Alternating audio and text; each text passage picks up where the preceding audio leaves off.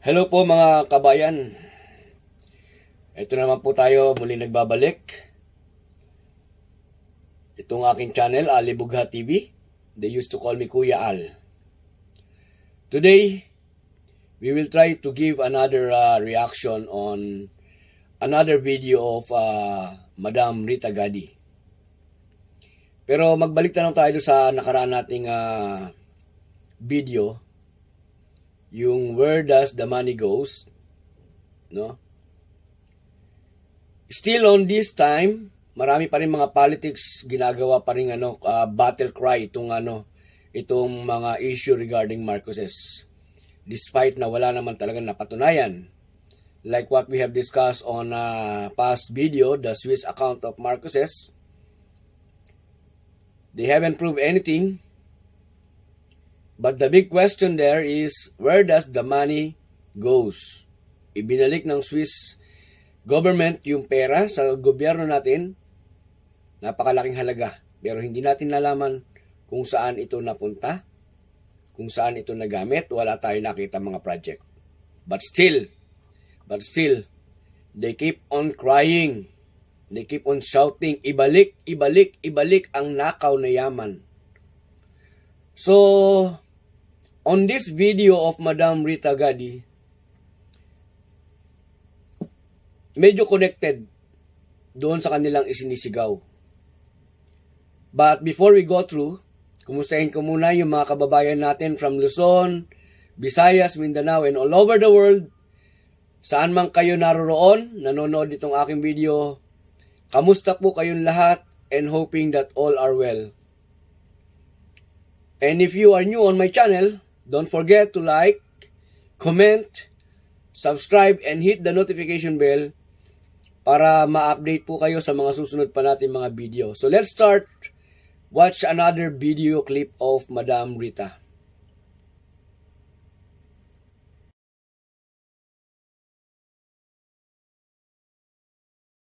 Over the years, we've come across the question, what did Marcos steal from the Filipino people? This question comes up every time there are discussions, every time there are newspaper accounts, when they talk about this on radio and on television. And for the past 35 years or so, that has always been the question raised, that Marcos stole billions and billions of pesos from the Filipino people.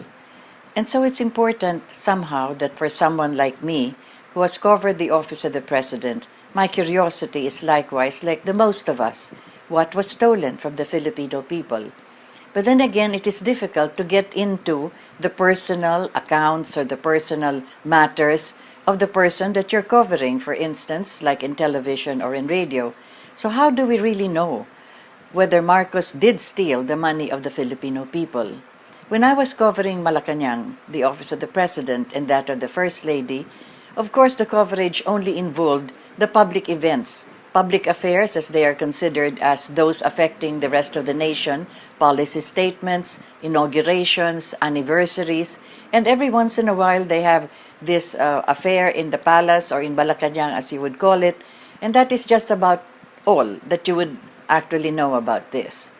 But then after 1986, there came all of these issues that Marcos stole the money of the Filipino people. But what happened was, they did not file any case against Ferdinand Marcos here in the Philippines. As a matter of fact, what happened was, they were brought in exile in Honolulu, we all know this, and it was there in the United States of America that actually had, in conjunction with the Philippine government, the filing of criminal cases against them. They were in Honolulu at the time. And so what happened was, the first case that they filed actually was in the Los Angeles court. This was the trial court under Mariana Feltzer. She was the judge at the time. And they filed again, as we've said, several of these cases saying that the money that Marcos stole from the Filipino people was brought to the United States of America, and that is why the courts of America will have jurisdiction over the persons of Ferdinand and Imelda Marcos. So that was it. But where do I come in as far as that was concerned? Well, at one time, we came to visit after a year actually that I was on hold order here in the Philippines. we came to visit President Marcos and Mrs. Marcos in Honolulu, and that was when we first learned that there were actually a number of cases that were filed against them. After that, we also learned that there were other cases filed elsewhere in the United States, also for human rights violations. But right now, let's discuss, or let me talk about this so that you would know what I know about this firsthand, as you would say, up close and personal. So, the first case that they filed in LA, in Los Angeles court, was the RICO case. This is the Racketeering and Influenced Corrupt Practices Organizations Act, RICO. That's the acronym for that particular law of the United States of America. This refers to criminal syndicates like the mafiosi, the mafia, or whatever other underground sleazy work is being done by those illegal activities. And that was exactly how they pictured Ferdinand Marcos, that he ran the Philippine government as a criminal enterprise. And the money of the Filipino people, he stole this and then brought it to the United States of America. And there he purchased several properties, and that is why America had jurisdiction over them. Now let's get to the bottom of this. Remember that all the documents, as far as the Philippine budget is concerned, are all filed in the Department of Justice of our country. All of this include what we call as the General Appropriations Act. That is where you see all the money that we are collecting, or the government is collecting as far as taxes are concerned, all the money that comes in as far as investments are concerned, and that is all part of the budget. And that is supposed to be programmed every year as to where it is going to go. First, they go to the salaries and the maintenance of the government itself, and then next you have all the programs and the projects that the government wishes to implement. Those are the documents, and it is there in the Department of Budget. And then, of course, you also have documents that they found in Malacanang. When the Marcoses left, as you have already seen this on television, they left quite hurriedly. And so all the documents were just either scattered all over the place, or they were in the vaults, or they were in the filing cabinets. And so all of those documents were sorted out, and they were brought in a certain residence, and together with the incoming officials of the Philippine government, Salonga and Mrs. Aquino and Fidel Ramos and Juan Ponce Enrile, several others, looked over these documents, and they gathered them together. And that was part also of the documents that they presented to the United States of America. There was some kind of a legal understanding between, at the time, it was Salonga and a lady named Tensing, that's her family name, and they had this mutual legal agreement that whatever documents either America or the Philippine government has will be part of the evidences that they will present in court against the Marcoses. In addition to that, whatever other documents the Marcos may have carried with them when they went to Honolulu after the American government flew them, got them from the Clark Air Force Base and then to Guam and then to Honolulu. When they landed at the Honolulu airport, all the other documents that they may have carried with them, the United States government also confiscated them. So, and then the Swiss government likewise had documents of the bank accounts written under the names of foundations. As I already mentioned, even before they were not under the name of Ferdinand and Imelda Marcos, they were under the name of foundations. So you could see that three governments, the Philippine government, the United States government, and the Swiss government, gathered together all possible documents that they could use in order to file the criminal case against Ferdinand and Imelda Marcos. Now, a curiosity way of looking at things is where a journalist usually would go. Sometimes you call them investigative journalists, or sometimes you would call them just inquisitive journalists. My interest there is precisely that. Not only because I was already working in Malacanang at the time, when all of these things were supposed to have been unearthed, but also because I would also like to find out by myself, for myself, that the persons I was covering, as far as television is concerned, and that is Ferdinand and Imelda, were actually in some way involved in all the accusations that were coming out in the media that they stole the money of the Filipino people. And so it happened that at the time, there was nobody, practically nobody, who wanted to be associated with them, especially those who made money on them, those who were able to gain favors from them. And so you could see that nobody would want to go there to defend them or to help them out. And so I don't know what happened. It is not coincidence, but by a strange twist of fate, Mrs. Marcos called up and said that they were having all of these problems with the cases, etc., and all of this, and if I could come to help. Well, the reason for this was because there was nobody else actually that would come to, at least to be by their side, perhaps, or something, some kind of a moral support. So that began actually the journals that I wrote as far as interviewing both Ferdinand and Imelda Marcos, or the inner side of their stories, not the ones I was covering for the public, but perhaps to find out exactly what their answers would be regarding all those accusations. And that was when President Marcos said that you may accuse me of anything, but I did not steal the money of the Filipino people. But again, that will have to be proven. So what happened there was, excuse me, when the trial was going on in the court of this Mariana Felzer of the Los Angeles court, the court had to dismiss the case because there were no evidences that were given in as far as the court was concerned that showed that Marcos got the money from the Filipino people, or the money from the budget of the Philippines, or the money from the treasury of the Philippines. So the court dismissed the case. But there was an appeal. The appeal was undertaken by the former ambassador of America to the Philippines. You will remember his name, Michael Armacos.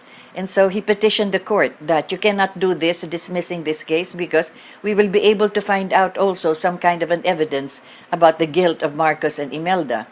So the court instead, what happened was, with that appeal, it was elevated to the Ninth Circuit Court of Los Angeles. What happened there? Well, the justices also reviewed the case. There was only one witness, and that was a certain Mr. Fernando. And that was in the Court of Appeals, the cases were also dismissed. Why?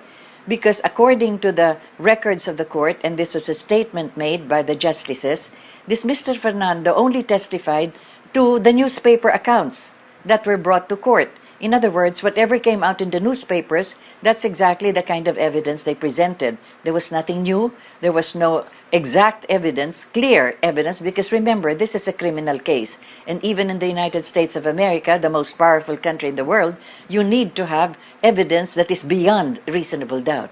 So that's exactly what happened. It was dismissed. So you could see that the court in the Ninth Circuit Court of LA also dismissed that, and it is very interesting for those of you studying law and perhaps even the lawyers, if you would just go over the statements made or the decision made by the justices in that court. They said something like this: if Marcos at gunpoint went to the Central Bank of the Philippines or to the National Treasury and got the money of the people there, and then kept that money under his mattress, and then sometime got the money out and bought real estate properties here in the United States of America, then there is actually that fraud, or there you could see that Marcos stole the money of the Filipino people. But unless sometime, at any time you are not able to come up with such an evidence, then indeed that case will have to be dismissed. Plus, of course, there was what is known as the act of state doctrine, which means that the act of a sovereign state cannot be questioned by another sovereign state, because then this criminal case should have been tried here in the Philippines. And that's exactly what I have been trying to say all these years. Why did they not allow President Marcos to return to the Philippines so that he would be able to defend himself here in our courts under the administration of Mrs. Aquino, where all of us will actually be listening to his defense? And so all of you now that are questioning what money did he steal, or those of you that are still accusing him he stole the money, why did you not give him that chance to come home? That is the most fundamental human right of any citizen of our republic, to be able to confront all of those that are alleging these accusations against him. But it was never done. Why did they not ask him to come home and stand the trial itself? Well, it was not done. So you could see that up to this day, with all the questions being raised, this is the man who could have been able to explain to all of us, where did you get all that money, all the accounts that were found in those documents that they saw in Malacanang, all the documents that they saw that they got from Switzerland, and whatever else they suspect, whatever else they would surmise, whatever else they would conclude, all of this, he would have been able to explain it and defend himself, and then there would be a period already. Did he steal the money of the Filipino people? but it never happened and it was never done. So that was the case that actually never ever found any reason or any conclusion except with the decisions and the statements made by the justices of the Ninth Circuit Court of LA. You could go over these documents. They are public documents. It is very easy to source them, as a matter of fact, and it would be very interesting for you to read this, especially lawyers today here in the Philippines would want to find out. And perhaps even those in media who keep on repeating, the dictator stole this, the money, he stole that much, he stole several billions. If you would go over the decision of the Ninth Circuit Court of Appeals already, then you would see that once and for all, that was the decision that they have come up with. But that is not all. Well, the case continues, of course, not just in LA, but then you had another case that was filed in the city of New York, because there were 4 real estate properties that Ferdinand Marcos and Imelda Marcos were accused of having bought, and so therefore they transferred money from the Philippine government to buy those buildings. I'll talk about that in a second installment of this, but for now it is important for us to realize that one of the most basic things as far as the rights of any human being is concerned is to return to his country of origin. That is not just a universal law, that is also Philippine law. But they denied this of President Marcos. He did file a case with the Supreme Court appealing that he come home to the Philippines several times, several attempts, until it reached the Supreme Court. In fact, when his mother died, he wanted to return home. When his sister died, he wanted to return home. When there was going to be supposedly a trial against him here, he also wanted to get home. But that was denied him. I'll talk about the other case, which is a continuation of that denial. And so when we say, what happened to the money? And did he steal the money of the people? Well, as far as the Los Angeles Ninth Circuit Court of Appeal is concerned, the case was dismissed. He did not have there was no evidence that he got any money from the Filipino people. So that's it, mga kabayan. Before we proceed, I would like to thank Madam Rita GADI for having this kind of videos, which is napakahalaga na kung ating pag-aaralan talaga, panonoorin at uunawain, unang-una yung kredibilidad nung nagsasagawa, nung gumawa ng video. Then, yung accuracy is since siya ay nagtrabaho sa mga Marcoses, then kasama siya ng unang ginang ng First Lady, Imelda Marcos, during the trials. So at least alam natin na yung kanyang mga sinasabi sa video ay talagang napaka makatotohanan. So puntahan natin yung yung kung meron ba talagang ninakaw ang mga Marcos. Ang sabi nga ni Ma'am Rita GADI, as far as the LA court is concerned, walang napatunayan, walang ebidensya. For 30 years, hanggang ngayon, panay pa rin ang kanilang sigaw. Diktador, magnanakaw, pero walang napatunayan. Ngayon, kung meron tayong dapat nasisihin dito, ay yung gobyerno pagkatapos ng pamamahala o pagiging pangulo ni Ferdinand Marcos. Bakit hindi nila pinayagan ang dating Presidente Marcos na umuwi ng Pilipinas? Sa kabila ng katotohanan na ibinibigay niya yung kanyang sarili para patunayan yung mga akusasyon sa kanya. Ilang beses siya nag-attempt na umuwi ng Pilipinas. Namatay ang nanay niya, namatay ang kapatid niya. Nung malaman niya na magkakaroon ng kaso dito, gusto niyang idepensa ang sarili niya, gusto niyang umuwi, pero hindi siya pinayagang umuwi. Kung mapapansin ninyo mga kababayan,